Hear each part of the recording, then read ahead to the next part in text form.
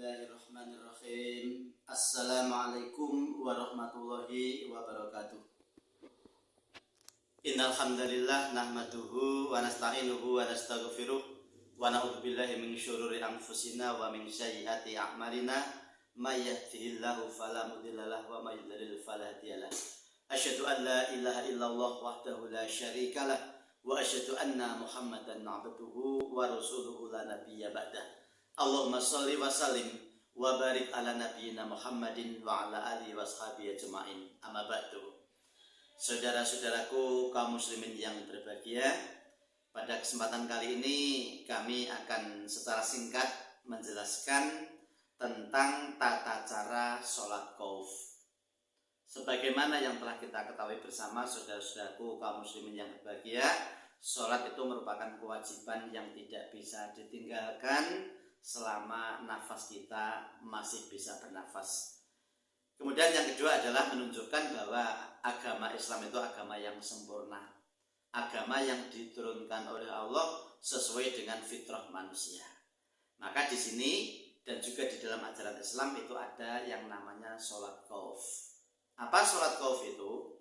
Sholat khauf adalah sholat fardu, sholat wajib yang dikerjakan ketika dalam keadaan atau ketika dalam kondisi ketakutan atau dalam kondisi kekhawatiran, atau boleh disebut sholat dalam keadaan peperangan, situasinya tidak aman. Ini yang namanya sholat khauf. Nah, kemudian bagaimana tata cara atau kaifiyat sholat khauf? Sholat dalam keadaan ketakutan atau kekhawatiran atau sholat yang dikerjakan pada situasi perang. Maka pada suatu hari Nabi Muhammad SAW pernah melaksanakan sholat khauf ini. Yang pertama adalah imam membagi dua shaf atau dua baris. Jadi dalam sholat jamaah sholat khauf itu imam membagi menjadi dua shaf atau dua baris. Kemudian yang kedua, setelah menjadi dua shaf atau dua baris, maka imam takbiratul ihram kemudian diikuti oleh makmum yang dua baris tadi secara bersama-sama.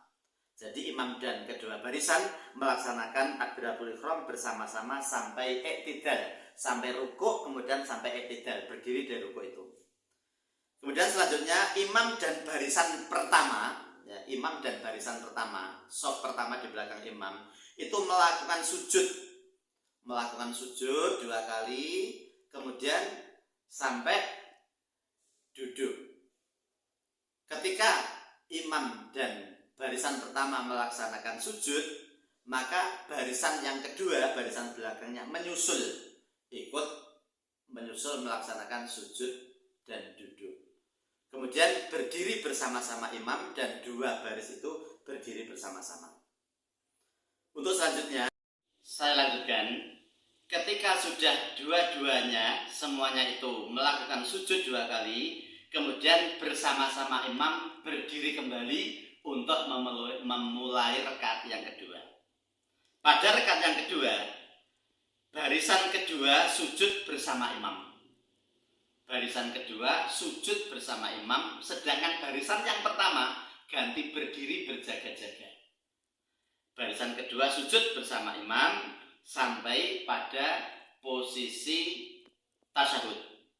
Nah, pada waktu barisan kedua dan imam setelah sujud rakaat yang kedua kemudian melakukan duduk tasyahud, itu maka barisan pertama, shaf yang pertama tadi ikut melakukan sujud, menyusul melakukan sujud dan sujud tasyahud. Kemudian semuanya melakukan salam bersama-sama. Mungkin saudara-saudaraku ada pertanyaan, loh kok begitu cara sholatnya? Dan mungkin masih sedikit ini yang mengetahui, atau banyak saudara-saudara kita yang belum mengetahui tata cara sholat khauf atau sholat dalam keadaan ketakutan. Memang iya seperti itu. Jadi ketika shaf yang lain itu melakukan sujud bersama imam, maka yang lain tetap berdiri. Berdiri setelah i'tidal itu berjaga-jaga. Mungkin ada musuh atau ada lawan yang datang ingin menyerang, ada yang tahu. Tetapi nanti ketika itu semuanya sujud, tidak ada yang berjaga-jaga, maka kalau ada musuh sewaktu-waktu datang, maka habislah orang Islam, habislah kaum muslimin ketika sholat. Inilah kebesaran Allah, inilah kesempurnaan agama Islam. Inilah keluar biasaan agama Islam. Dan ini pernah dicontohkan oleh Nabi Muhammad SAW.